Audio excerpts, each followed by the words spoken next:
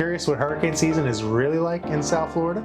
Being a born and raised South Florida boy, I've lived through some of the worst we have ever seen. And in this video, we're going to talk all about it. And at the end, I'm going to share with you our 5 favorite precautions to take for hurricane season and maybe even share some tips. So stick around all the way to the end because we're getting into it right now. Welcome to another day in paradise, guys. My name is Alan Brodeur, and on this channel we are talking about what it's really like to live and breathe and eat and play all up in South Florida.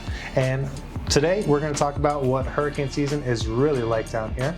Worried about your pricey real estate? Make sure to watch to the end for some of our bonus tips. Also, make sure you hit that like button. It really helps these videos reach more people, and also click on that subscribe so you can stay up to date on what's on all the videos that we're putting out. So if you own some real estate along the coastline, I'm sure you follow the weather forecast super closely during the summer and fall months, mainly starting in June, notoriously known as hurricane season. Hurricanes are hitting the coast between June 1st and November 30th, some of them leaving actually some severe damage and devastation in their wake. Each year, hurricanes and storm-related flooding create around $34 billion in damage to the U.S. households. The worst hurricane I remember back in the day was Katrina. I think it hit in 2005. Power was out for like 2 to 4 weeks in some places. Funny story, my father actually had to come pick me up at a friend's house, and he was super pissed because the topper of his truck got blown off by the winds. They were so strong. Man, so as a homeowner in one of these hurricane hotspots, you'll want to take some proactive measures to protect your property. And not just during peak hurricane season, but year round. Here's what you should focus on when hurricane proofing your home. One of the biggest things, high impact windows and doors, hurricane impact windows and doors. They are one of the most exposed parts of your home, the windows and doors, during a storm for damage.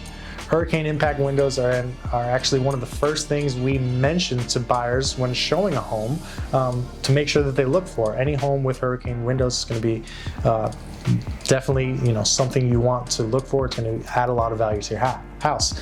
In addition to guarding the house itself, the high impact windows actually help insulate the home and can also lower the cost of your energy bill and insurance premium. After the huge damage of the Hurricane Andrew in 1992, I believe, I was 3, many coastal cities started applying building city codes that needed homes built with newer hurricane impact windows. But if your house is older, you might want to invest in the upgrade. It's definitely worth it.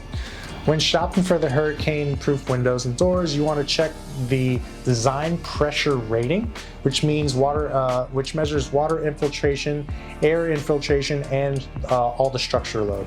ADP rating of approximately 50 should withstand winds of up to 200 miles per hour and a pressure of 75 pounds per square foot. The cost of these windows will range widely depending on size, material, brand, where you need them in the home. Still, you can expect to pay anywhere from $500 to $1,500 per window, and then on top of that, you have installation cost. Homeowners, they usually need a permit to install the new windows, and post-inspection is always required. In most cases, the installer cooperates with the city to take care of all the details, so you really don't have to worry about any of that. Just got to find the right person. Next on the list, your roof. Got to strengthen your roof. We've all seen hurricane footage of destroyed homes who's had their roofs blown off. I've noticed it happen with actually winds of under 50 miles per hour on some of the shingle roofs when they don't have those high impact roofs. Most hurricane resistant roofing material is made of metal. It can protect against wind gusts of up to 140 miles per hour. Made from tin, steel, copper, aluminum, or zinc, metal roofs are a little bit more expensive option than a typical roof, but the life expectancy is a little bit longer. Obviously a little bit more longer than an asphalt roof. In Florida, most new homes are built with architectural shingles, which can resist winds of up to about 130 miles per hour and last for typical about 20 to 30 years. Architectural shingles are a little thicker and have about 50% heavier are about 50% heavier than traditional 3-tab asphalt shingles, making them a better choice in hurricane-prone areas.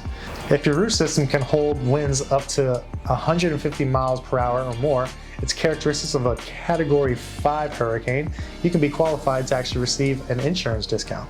So make sure you talk to your insurance rep about that one. And if you're thinking about selling your home, the buyer may actually be getting an inspection report with a 4-point on it, and that is going to be coming up. So we want to make sure we have the best long life expectancy of your roof to, get the highest price for your home. Next on the list, garage doors. It's probably the biggest opening of your home, and which makes it the most vulnerable. And if this is going to be the home of your dreams, you want to make sure it's protected. So definitely want to make sure that your garage door is hurricane impact proof. It's actually not part of the hurricane code, so you definitely want to make sure that even if your home was built within the past 15-20 years or so, that it is hurricane impact proof. It costs about $1,500, $2,000 to, roughly to get it back up to code. And once they meet any code requirements, you're good to go and you get the full insurance discount. Next on the list, protect and secure your AC system. So most people don't think about it, and I didn't, but a hurricane can really cause a lot of damage to the AC system, specifically the one on the outside, the unit on the outside.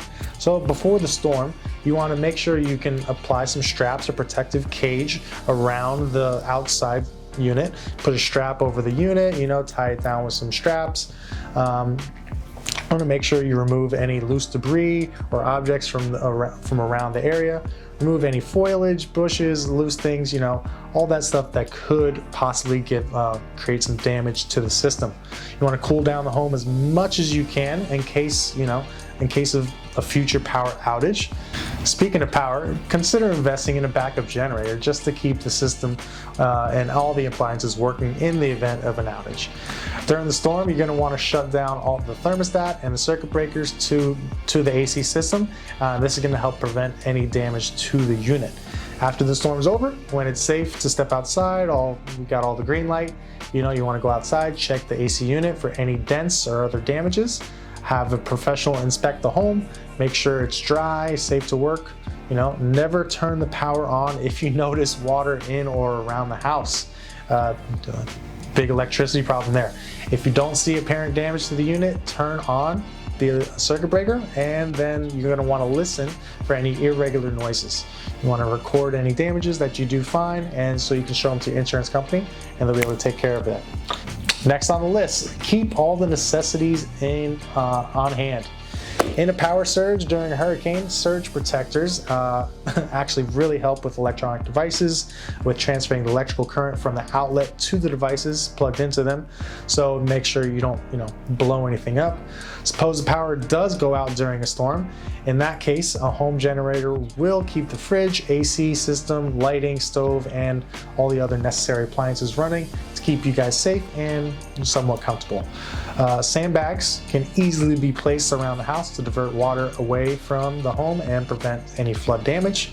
And you want to make sure you got a bunch of flashlights, plenty of extra batteries, and battery powered radio, first aid kit, and a lot of people like to put water jugs in the freezer and freeze them, so that way if you do have any power outages, that you have jugs of water you can just easily melt.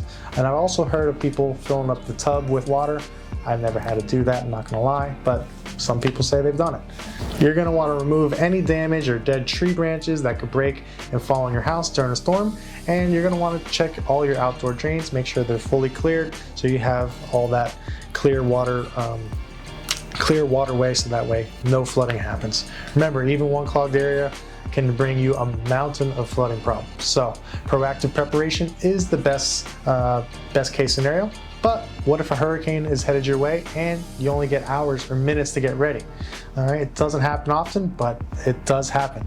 The Insurance Institute of Business and Home and Safety identified these last-minute steps to minimize damage to your home. So the simple act of just closing all the doors can reduce the pressure on the roof by up to 30%, which gives the best chance of staying intact during a storm, God forbid. You're always going to want to keep a battery powered radio on hand for local news and insights, and you're going to want to go to your phone and turn back on those wireless emergency warnings that we've all turned off. I know I did. Items like all your outdoor furniture, bicycles, patios, the stuff on the patio, grills, your planters, and other things that could be out there, they are going to cause damage to your home, and they're going to be, flying all around there. You're going to want to protect that. You're going to want to bring it inside, store it away, put it in your garage, put it in a storage unit, do whatever you need to. And also, you're going to want to defend all the loose fencing, the deck boards, and even your mailboxes. Okay, anything can be a projectile during a hurricane. Before the storm hits, you're going to want to make a list or video of all of your valuable belongings, so you know what's missing or damaged in case of you have to file an insurance claim. And trust me, they're going to want to know what it looked like beforehand. Insurance claims, they see, it's one of the biggest things that they see is hurricane caused damage. Hurricane risk is one of the costs of being a homeowner and enjoying life on the coast. So if your property is in the path of one of these severe storms, a little preparation and precaution can go a long way and help you protect all the equity built in your home and obviously the people that live in it. So what do you think? I hope these tips helped. These are a lot of the things that I, as South Floridian, and all the locals, we take for granted, but we all know these things. Thanks for watching, guys, all the way to the end. I'm Alan Dodor with Team 22 Realty, and you were just watching Another Day in Paradise.